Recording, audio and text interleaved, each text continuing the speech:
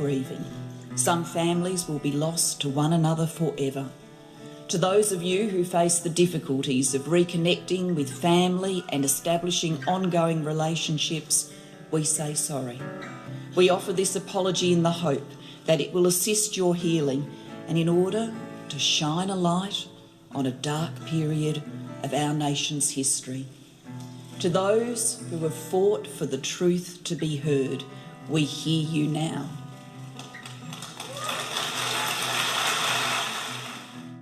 You're listening to Adopt Perspective, a podcast for anyone affected by adoption. I'm one of your hosts, Jo Sparrow. This podcast is a production of Jigsaw Queensland Post-Adoption Support Service. However, the views expressed are those of the people participating, not necessarily Jigsaw Queensland. The podcast discusses adult themes and listener discretion is advised. Hi, it's Jo Sparrow here.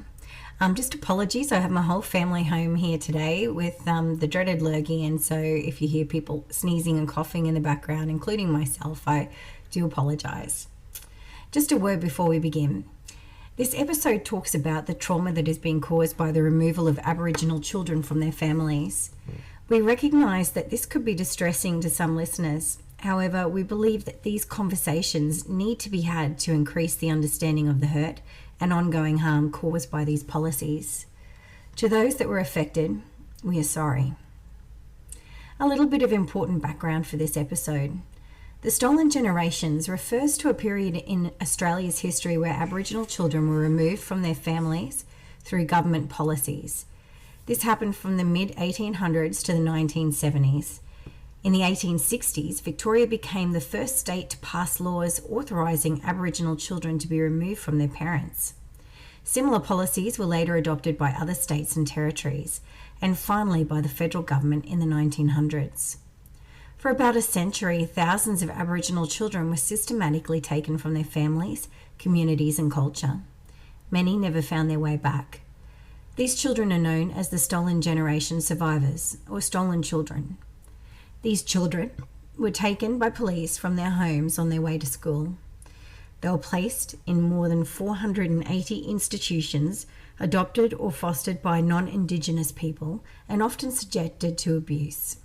The children were denied all access to their culture. They were not allowed to speak their language, and they were punished if they did.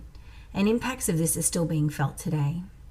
Currently, it is estimated there are more than 1,700 Stolen Generation survivors all over Australia.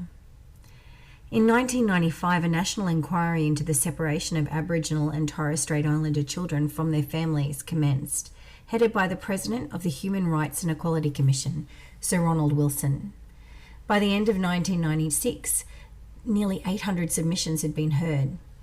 In May 1997, the Bringing Them Home report was tabled in Parliament, concluding that for individuals, their removal as children and the abuse they experienced at the hands of the authorities or their delegates have permanently scarred their lives. The harm continues in later generations, affecting their children and grandchildren. Former Prime Minister Kevin Rudd delivered an official apology on the 13th of February 2008, expressing regret for past government policies that resulted in the forced removal of Indigenous children from their families. So that's the historical background. This next bit relates to our topic today.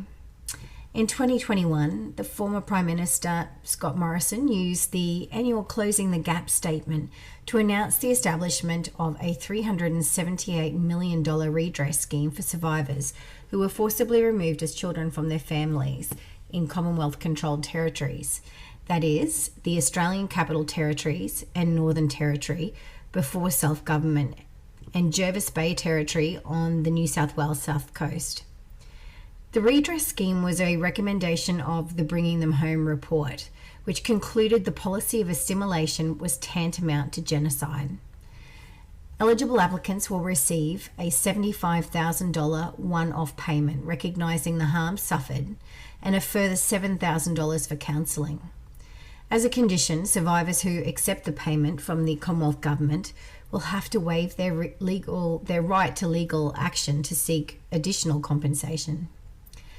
Mr. Morrison told Parliament at that time, "We have already confronted it with a national apology, but our deeds must continue to match our words.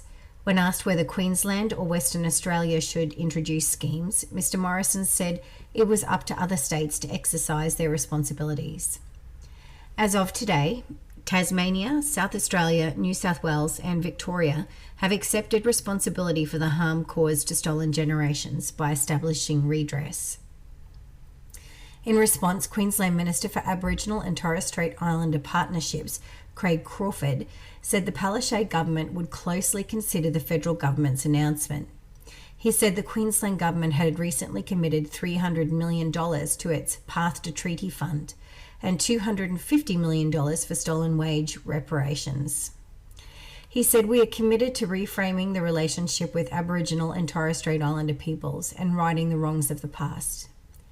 Many Aboriginal families believe that the stolen generations did not stop in the 1970s and continued through the 20th century through adoption and child protection fostering.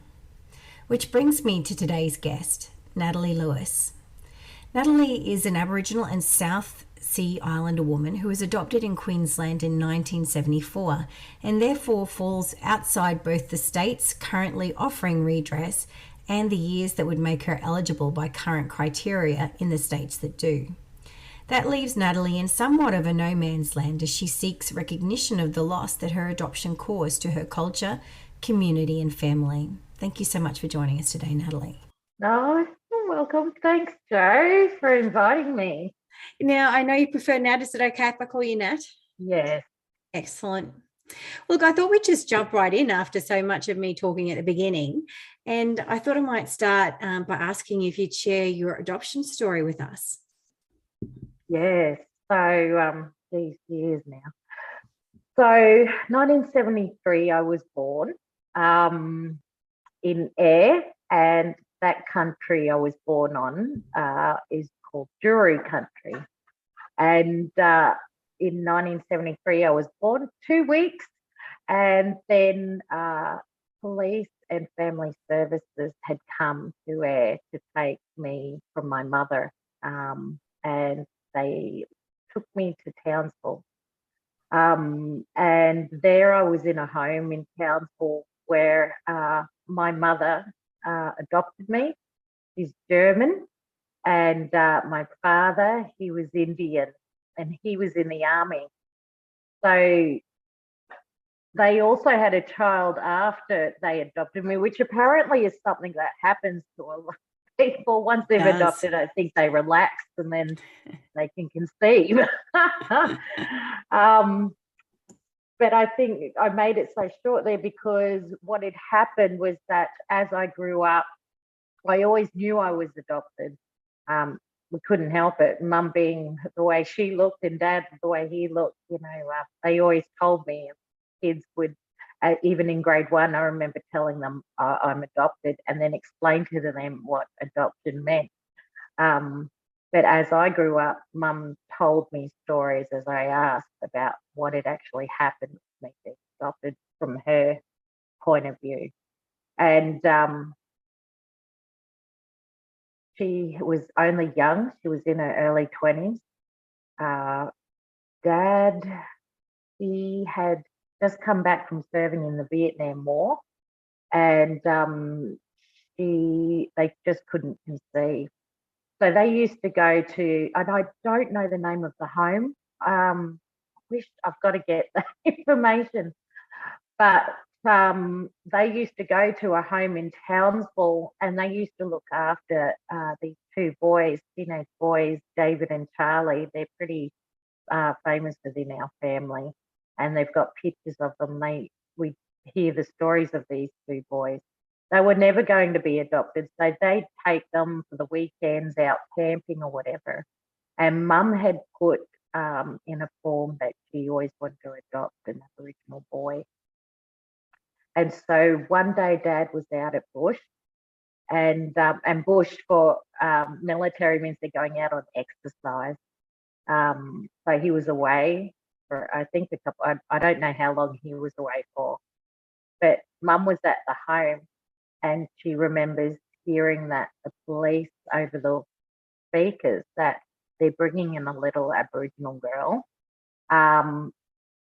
well, I don't think they even said Aboriginal because she didn't know my culture. They just said they're bringing in a black girl. And so they were bringing it to the home and she needs to be adopted straight away.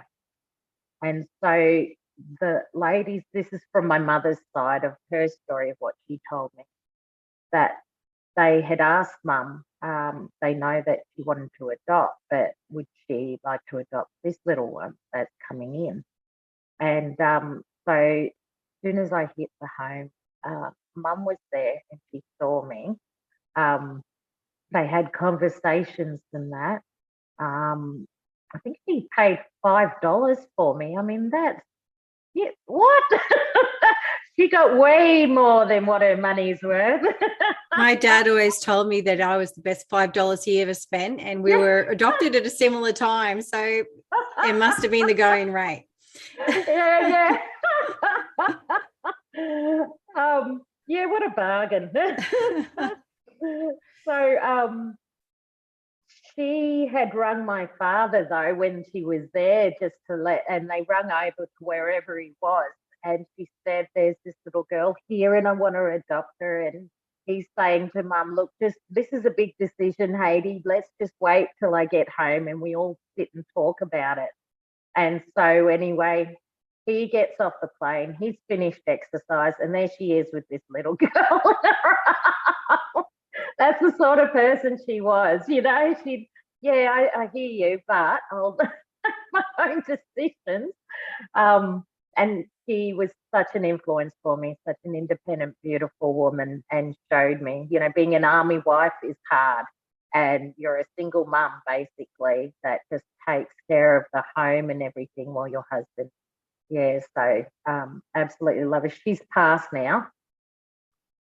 It'll be 3 years now. So I'm sorry. That's why I talk to her about her so fondly. She really, I wouldn't have survived without her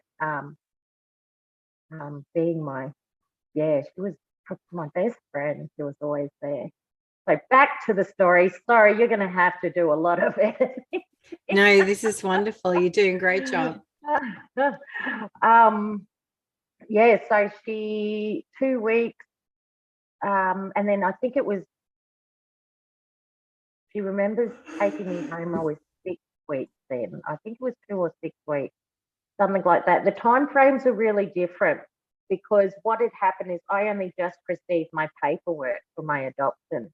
And from what Mum said, how it went to what it says on paper, and then what I had heard from my birth family, time frames and everything just doesn't match up in any of them. So they ended up adopting me after a year in 1974. I think it was August 1974. But never knowing what I was, because once that I got there, sorry, I have to go back to that, because when Mum had seen me, they said something really important that stuck with me, was that they said to her is that though her family can't find her, you can change her name. So she named me after Natalie Wood, because that was her favourite actress back then. And once she'd changed my name, all my identity had been closed off and sealed. And that was the medical history, everything. And I actually grew up with quite a few issues that later on, Mum had tried to get something. I think we went to Jigsaw when I was about 12 to find out what was some of these issues that we couldn't. So that was really hard to. Mum thought I was Torres Strait Islander because of the hair and dark skin. So I started learning about stuff like that through books. But I think one thing I do remember with my story was that when Mum had adopted me, Dad had to keep going out to bush, and every time he went to exercise, I would cry. I'd cry from the moment he left till the moment, and when he came back, I was settled again. And this would last all the way till I was 17. It was just something that happened all the time to me. That I think abandonment issues, as they say, yeah. I didn't hear much about my adoption. I just knew I was adopted. I grew up in a German home with a military background, so had nothing to do with anything about culture. So that was my culture, and it wasn't till I was 17 that's when I met my family.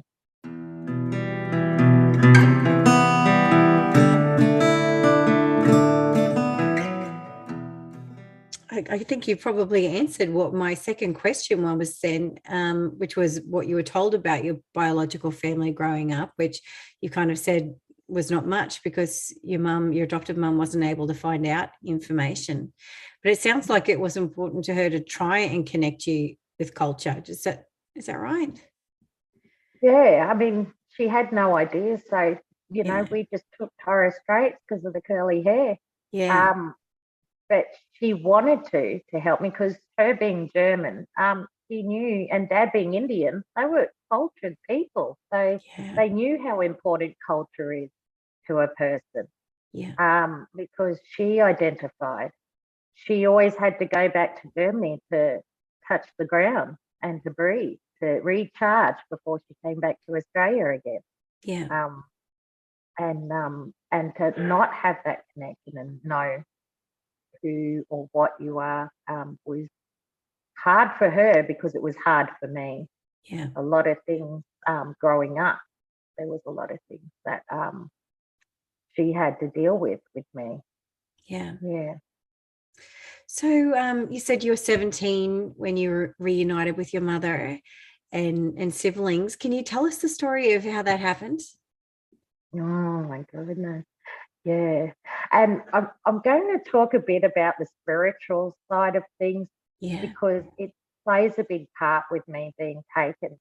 And I don't talk about it that much because people, growing up, I thought people think I'm crazy. Because I didn't understand what it was that was going on with me either. Yeah. So there was always this gift I had. Now that I'm older, I understand it. But as I was growing up, and even though I was taken, I had these special invisible friends that were always visiting me.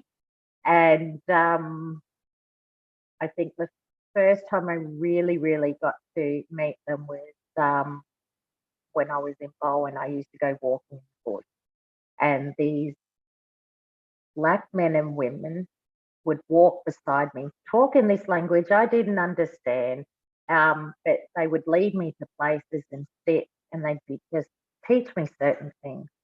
But they would also come in dreams as well. And so this would be 1990. Yeah, 1990. I'm 17 and it's Christmas time. And I have this amazing dream that I'm in my bedroom where we're staying. At that time, we were at the Gap. Dad's still in the army. And we're at the Gap. And I have this dream that I'm in my bedroom. And I wake up because there's noise happening outside my bedroom. And there's shadows moving. I can see under the light in the hallway. So as I open it up, there's these, I know it's going to sound weird, there's these werewolves that are wearing suits and they're carrying boxes and they're walking down the hallway. And I'm thinking that I can hear Mum and them talking out in the dining room. So I slowly walk out there, but something's distracting me outside the house.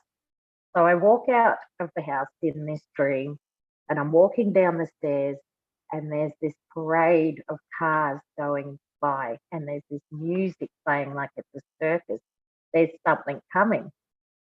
And so I'm seeing all these cars with big presents, and they were big Cadillacs with roofs off, and they had massive presents in them. And as they're going down the road, I'm standing there at the end of the road and I'm looking and I'm realizing my mum's coming. And in the last pink Cadillac there, I saw this black woman sitting there looking at me, but her face was all blurred, so I couldn't see what she looked like. So I woke up, and there was a lot more in that dream that happened. But when I woke up that morning, I go out into the dining room where Mum is, and they make a coffee, and she says to me, "I got a surprise for you." And I said, "Okay." And as I turned around, she grabbed a bag and she just threw it out onto the dining table. And it was pictures of all these black faces that looked like me. And she said, "Natalie, this is your family. They're up in air." And we sat down, and I couldn't believe it. I think I was in a bit of shock, but I was crying as well, because it was so good to see people that looked like me.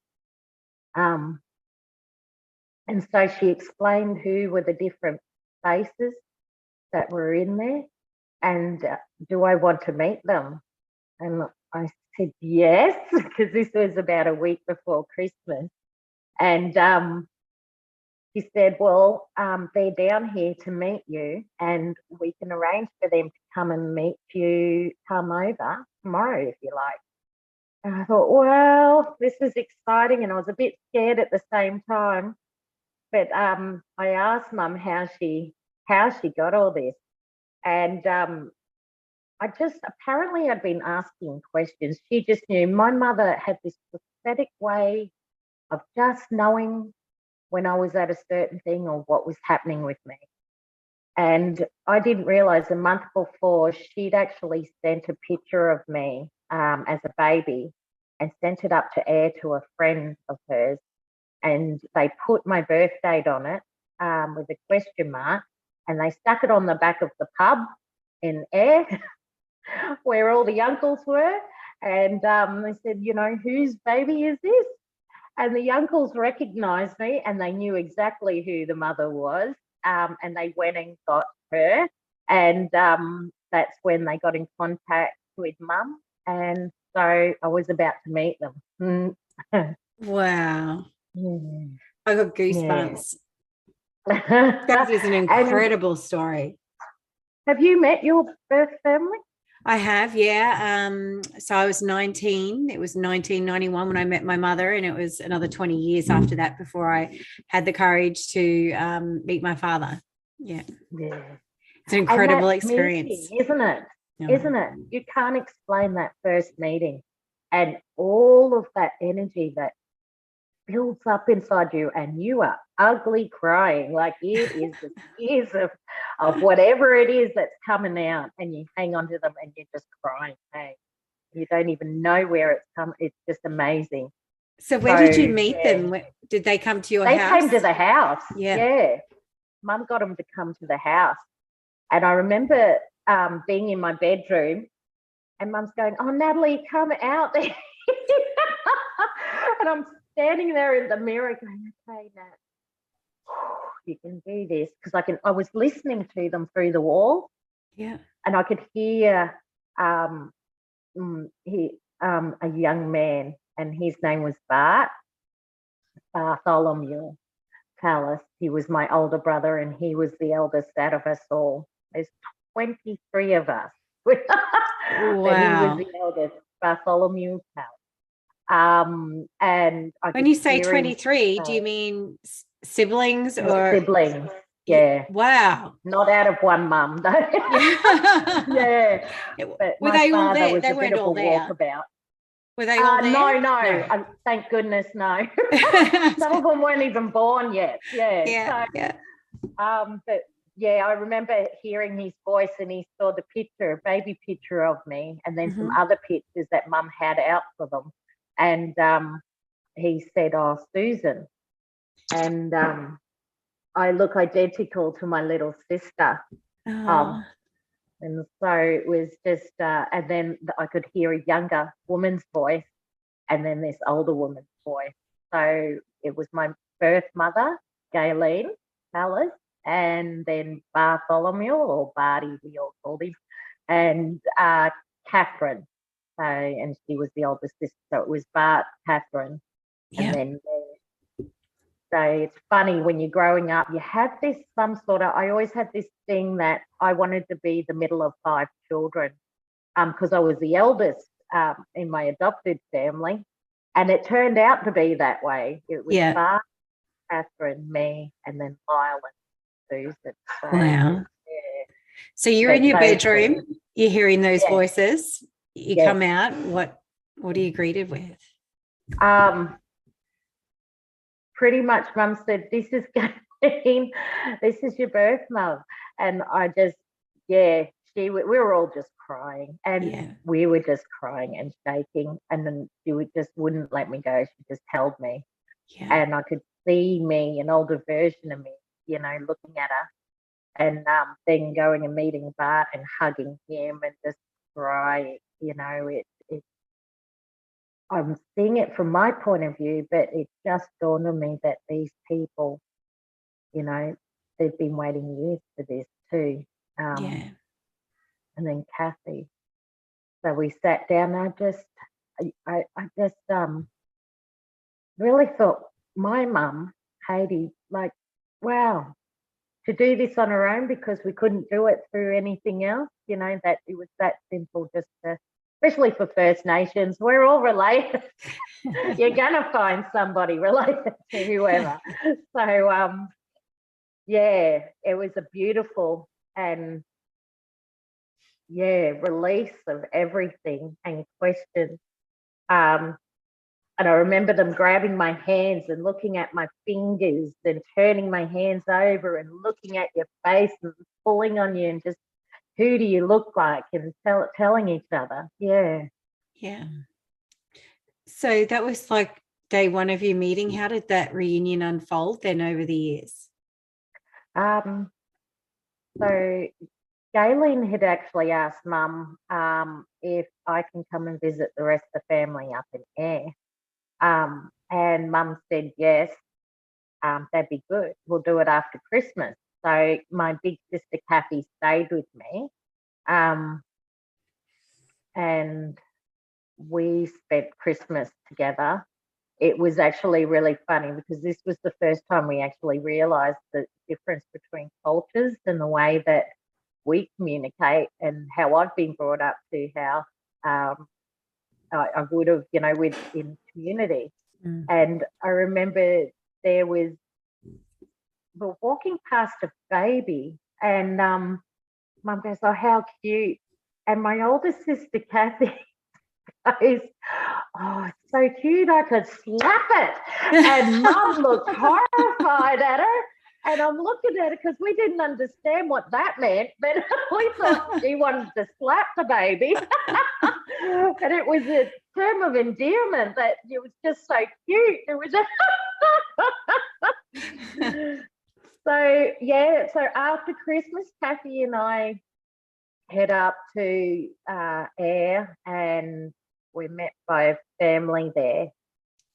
And Galen had taken me around shopping and that. I was 17, and went to the house. And that's when all the cousins and that found out I'm coming and that I'm there. And I remember in the house there, I was sort of really nervous at the same time, but I looked out the window and I could hear all these voices. And from the doorway of Galen's home to down the stairs, around through the yard, out the fence, there was a big lineup of people that wanted to come meet me. And so I sort of stood there in the lounge room, and even though they're introducing themselves to me, hugging and kissing, it was just such a bit of a blur for me at the same time. But I think in some way I was really overwhelmed, and I was really still young. I didn't really get certain things back then. And so I ended up going walking and meeting some of my family, and walked around the streets with some of my cousins, and just listening to them, the way that they talk. I wasn't accepted straight away. I do remember being called certain names because I spoke different and I looked different. I acted, walked differently. And so I could hear what some of them were saying, that I was different. And I think, yeah, those relationships, I think some of them have grown over the years, but it took a while. But as I was walking with them, that's when I realised around the street, just listening and talking with them, that we came from two different worlds. Like I grew up in a Western European world and military, and walking around the streets with my cousins and listening to them. It was a culture shock, a real culture shock, because the way they were communicating, talking to each other, and then just seeing the different dynamics of the environment where people live to what I lived in and where I came from, was a big culture shock. I didn't look down on anyone, because my father, being officer, he always told us that all people are equal and you know better than anybody else, so you look after, everyone. So we're equal, and he brought me up that way. But definitely it was hard at the beginning to sort of figure out, where do I fit in. Unfortunately, there wasn't a good meeting between my mother and I. Our relationship sort of took a turn for the worst in that time. But then I ended up staying with my auntie there, and she was a beautiful, beautiful woman. And they were out on a farm, which a lot of people would know who they are. And the kids and uncles, they went hunting for me and got me turtle, which was so yummy. The first time I had turtle and kangaroo and snake, and they painted the shells for me. And it was just so nice and seeing, kangaroo hide strung up there and drying out. Experiencing this, and that they went and did that for me, because I didn't even realise that. I still hadn't sort of realised what our culture was, and this is what we do. And you discovered that you were part of a famous Queensland football family, didn't you? I did, but and wow, yeah.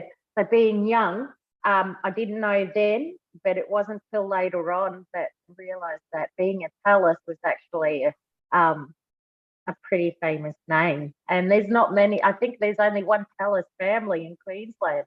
Wow. So Gordon Tallis and my grandfather, his grandfather, they're brothers. And so it was pretty good. To sort of know that. That's pretty cool. He is. But it's funny, because as I was growing up, because my adopted last name's Lewis, and I used to tell people at school that, because I loved the King, I loved Wally, and so I used to tell them that he was my uncle, Wally Lewis. But then when I hear about so at least they're on the same side.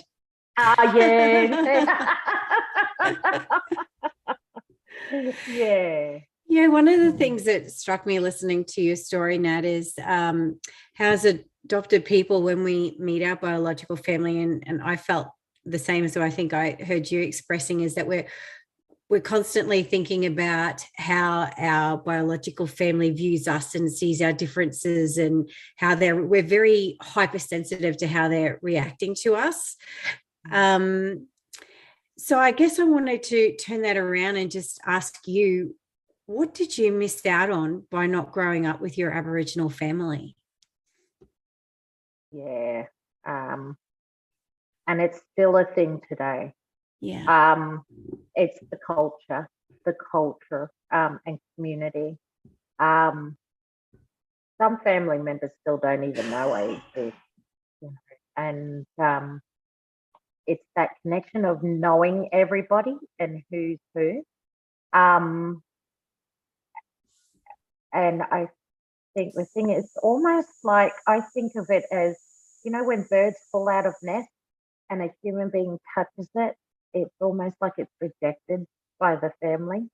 It feels like that there's only certain people that do accept you, and even if they do, they still don't understand.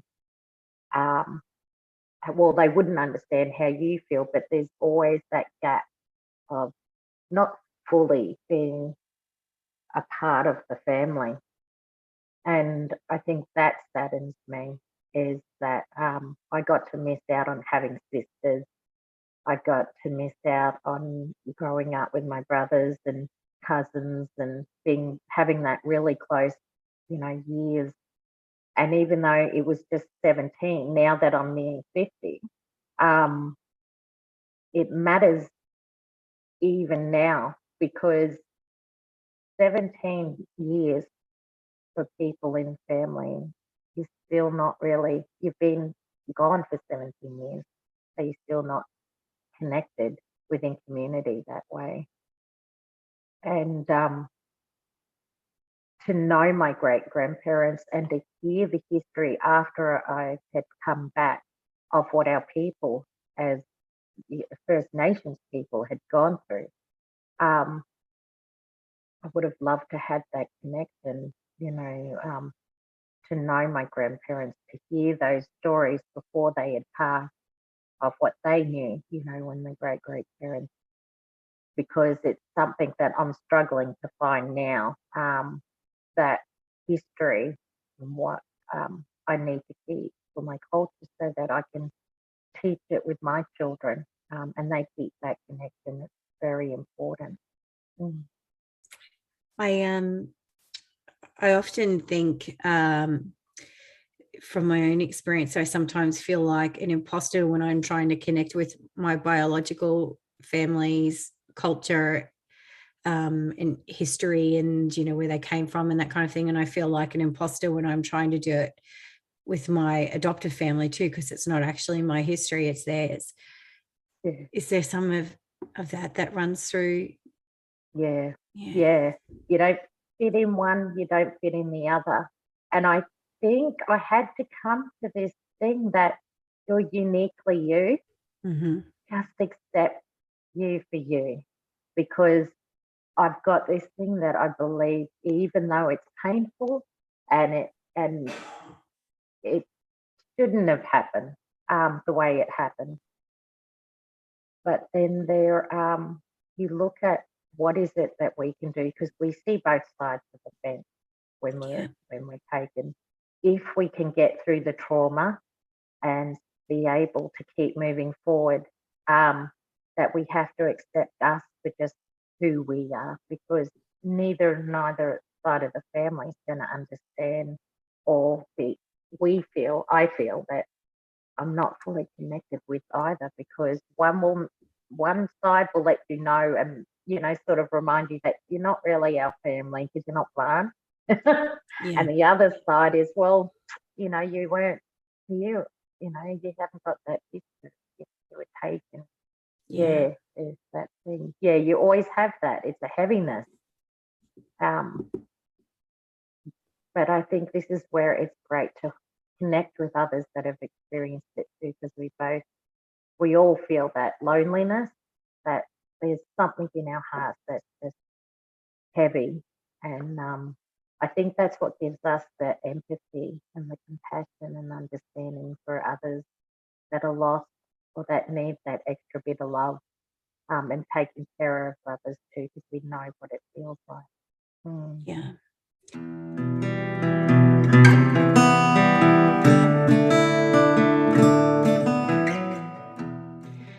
So, Nat, why do you consider yourself part of the stolen generation? I think first, as I definitely, acknowledging, and I should have done this at the beginning, our elders and all of those ancestors that came and our old people before, us what they had gone through, even worse than what I have and the ones that have come after. Being taken, and your identity stripped of you, not being able to know your culture or speak your language, and being, I mean, what better way to assimilate somebody than put her in a European home and a military home? You know, that's why. And it definitely didn't, as you said it before, it didn't stop at 1970, and it pretty much continues today. There's fancy wording in that, and where Bob the uncle, it's a system that works for them, and our people are continually, not just First Nations, but everyone, you know, is still continually being hurt by it. It's almost like a law of its own. But stolen generation, yeah, taken from your family, and your family that had kinship. I had aunties that actually put their hand up, that were working and married to be able to take care of me. And for the police and the docs back then, I think they called it, yeah, to just take me away and not even think of kinship when they were able to take care of me. That's why. No, it is a hard thing, because I don't think also the government sees something different between stolen generation and adoption. And forced adoption to me is still stolen generation, no matter what nationality you are. Yeah. You know, it's one thing I had learned about with over the years, which I absolutely love, the First Nations culture and community and Torres Strait, was that you may be born from one mother, but all the aunties of that, you've got all those mothers taking care of you. But it's such a beautiful,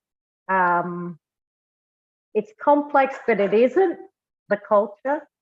And it's communal. It's everyone takes care of everyone.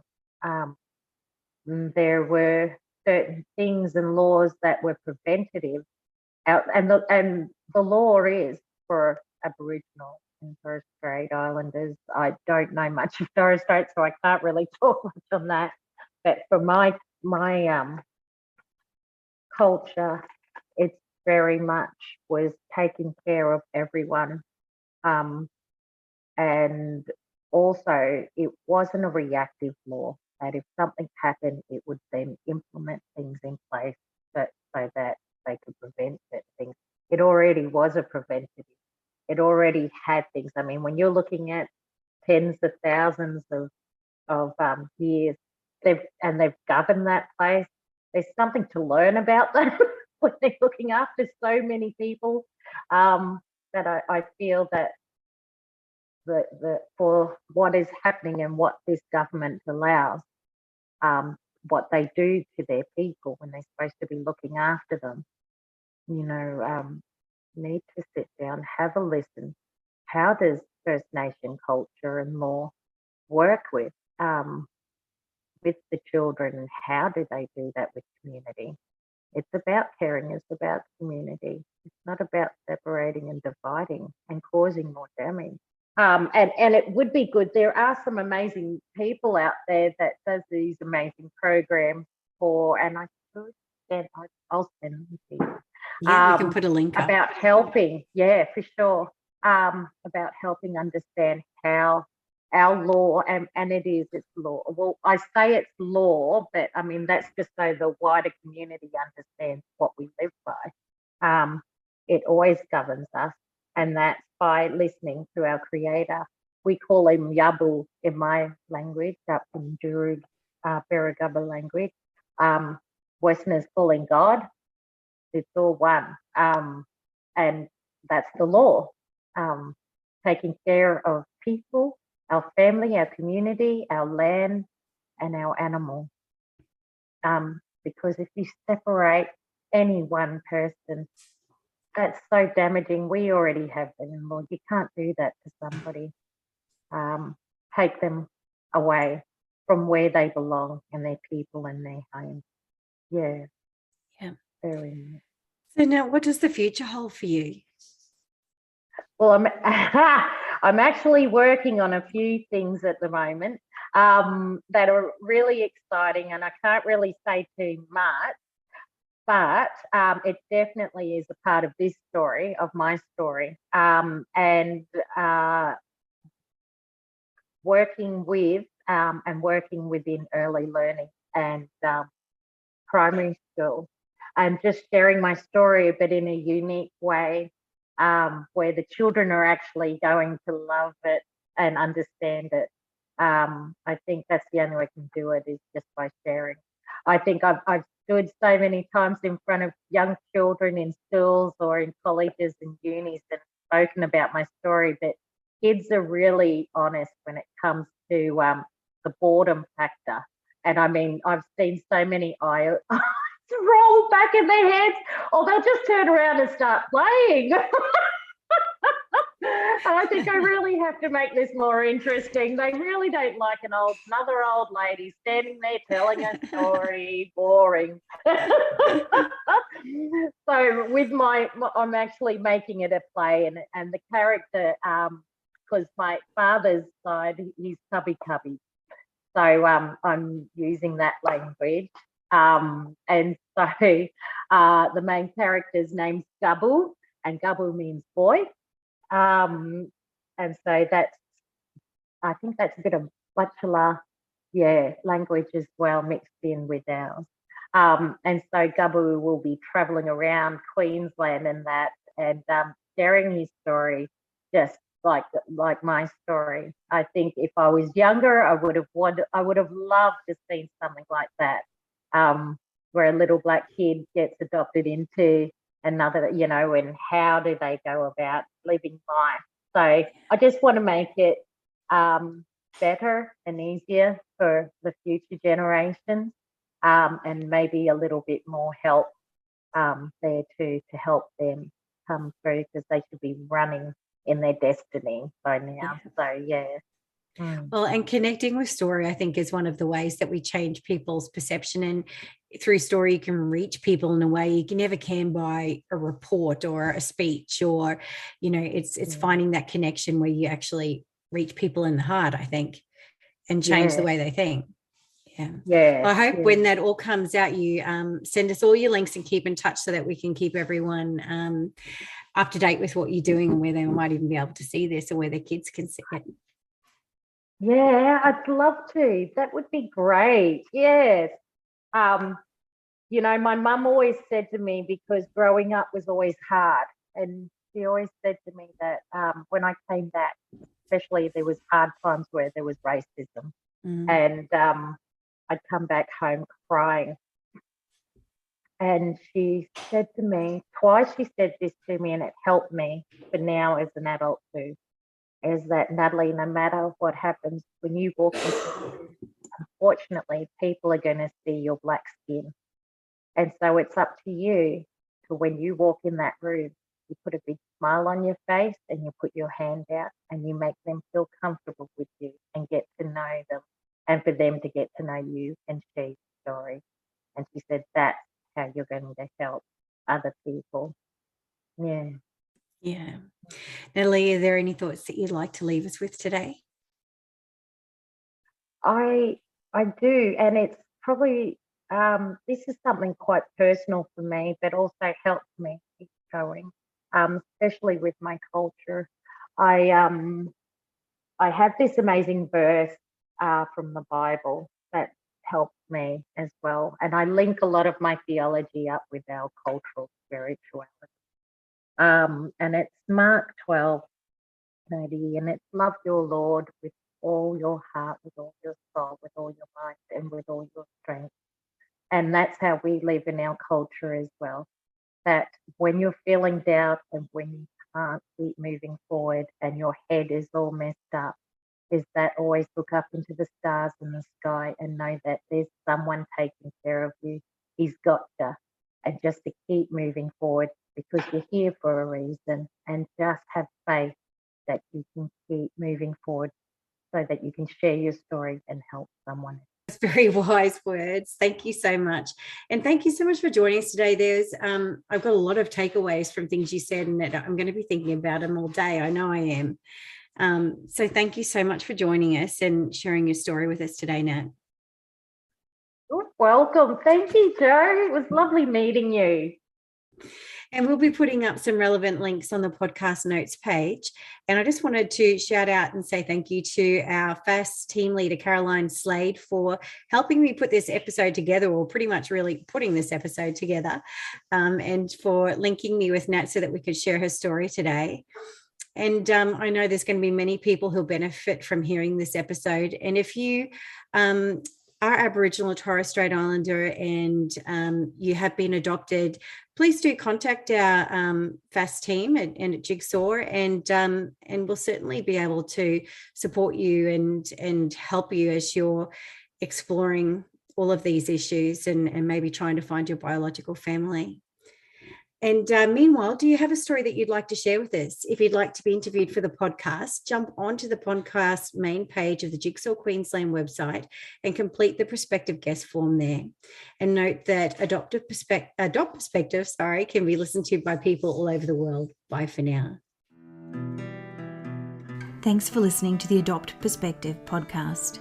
If you'd like to find out more, go to the podcast page on www.jigsawqueensland.com and you'll find a wealth of information and resources on the website.